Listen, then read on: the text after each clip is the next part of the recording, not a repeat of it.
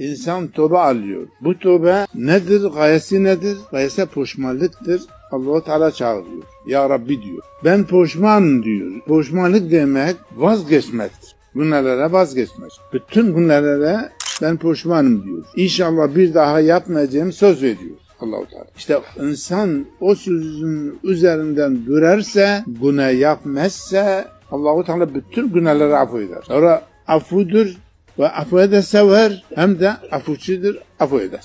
Ama İnsan evlilerden kandırmış olanlar var, peygamber kandırmış olanlar var. Ama insan Allah-u Teala kandıramaz. Mümkün değil. Hem zahiren biliyor, hem manen biliyor, hem bütün insanın hareketlerini de biliyor. Gizlik ondan yok. Mümkün değil. Onun için çok dikkatli olmayı lazım. İnsan bilecek ki daimen Allah-u Teala'nın huzurundadır. Sonra o bakıyor. Hem de kadına bakıyor. Bütün hareketlere bakıyor. Onun için çok dikkatli olmak lazım. Sonra dünya fanidir. Dünya ebedi değil. İnsan dünyaya gelince hiçbir dakika, hiçbir saniye durmadan hareket ediyor gidiyor. Durmaz. Ölünceye kadar. Ama ölümden sonra bir hayat daha var. O hayat aynı şimdi hali hazır insan nasıl hayattadır? Kalkıp oturup gidiyor, geliyor, konuşuyor, yemek yiyor mesela. Birbirine tokat attığı zaman nasıl acıyor? Aynı bu hal var, bu hayat var. Ama o hayat bir daha ölmez. O hayat ölüm yok. O hayattan dönmek de yok. Bir daha dünyaya dönmek yok. O hayattan pişmanlık yok. Tövbe yok, çalışmak yok. Bir daha insan çalışmaz, kazanmaz. Tövbe almak yok, pişmanlık yok. Yani azap görür, cehenneme girer, neuzubillah. Yani kuda cennete girer, keyif yap. Bu iki maddeden ahiretten başka bir şey yok. O iki maddede dünyada olur. Dünyada da iki yol var. Başka yol yok. Bir yol tarikat-ül müstakimdir. Kur'an-ı Kerim'in yoludur. Peygamber sallallahu aleyhi ve sellem'in yoludur. Bir yolda şeytan el lanetlidir. İnsan hangisi yol tercih ederse, hangisi yol isterse Allah-u Teala onu nasip eder. Ama Allah-u Teala söylemiş. Bak bu yola gidersiniz, mukafat alacaksınız. Bu yola da gidersiniz, büyük azap göreceksiniz. Allah-u Teala. Hiçbir peygamberler demek elçi demektir. Elçi haberleşme demek. Yani Peygamber Allah-u Teala'nın arasından, insanın arasından haberleşmedir. Onlar haber alıp bütün insanlara alan eder. Cinlere alan eder. İşte insan onun sözünü tutarsa, peygamberlerin sözünü tutarsa, onun emrini tutarsa kurtarmıştır. O büyük mukafat alır. Ama şeytanın lanetinin yoluna giderse, onun sözünü tutarsa büyük azaplar görür. O muhakkaktır. Hiç şüphe olmadan. Mümkün değil. Hem Allah-u Teala biliyor, hem de Allah-u Teala ayrıca iki melaket insanın üzerinden memur olarak bırakıyor.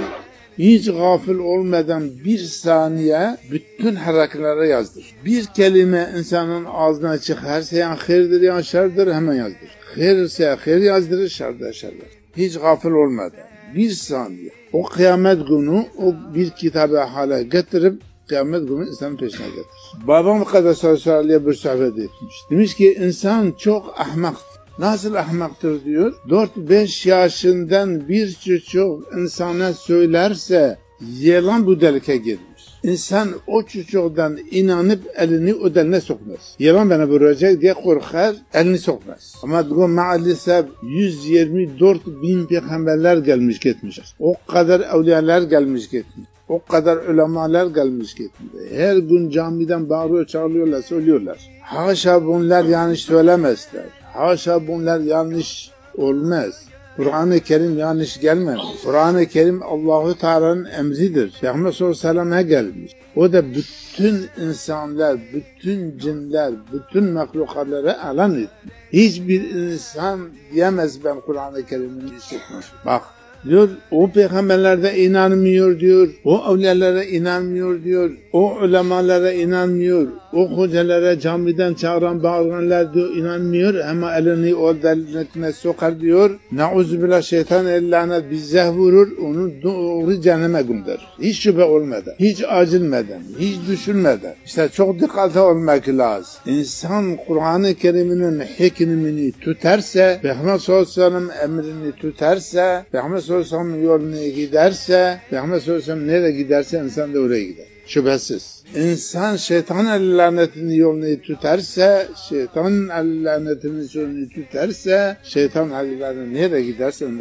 insan oraya gider. Sonra insan onun emrini tutmuş, onun yoluna gitmiş. Bu çok dikkatli olmak lazım. Sonra dünya imtihanedir. İmtihane olarak Allahu Teala bize göndermiş. Sonra Allahu Teala Kur'an-ı Kerim'den bilemiş. "Ma halaktul insa vel cinne illa liyabudun" diyor. Ben insanlar ve cinler hulk etmemişim ki illa bana ibadet etsin diye konuşuyor. İnsan ibadet için Allahu Teala'nın emrini tutmak için Allahu Teala bize yaratmış, getirmiş. Sonra biz daha dünyaya gelmeden, hiç dünya olmadan, dünya yokken bütün ruhaniyetler, bütün insanlar, bütün cinler, bütün hayvanatlar Allahu Teala emretmiş. Ben kimim? Kime itaat edeceksin? Biz söz vermiş. Siz bizim Rabbimizdir. Biz sizin emrinizi tutacağız diye söz vermişiz. Sonra dünya Allah-u Teala kulluk etmiyor. Bütün insanlara kulluk etmiyor. Biz söz verdik, sözünü tutmuyoruz. Sözünü yerine getirmiyoruz. İşte getirmezse işimiz çok yaş, çok helaket, çok uçurum, çok büyük azaplar var. Dikkatli olmak lazım. Söz tutmak lazım. Sözün üzerinde durmak lazım. Tutmazsa iş olur. Misal diyorum, şimdi devlet olsun, bütün devletler olsun. Bu devletinin sözünü tutmayanlar ne yapıyor devlet? Vurur, kırır, hapse koyar, ceza verir, bilmiyorum neler yapar.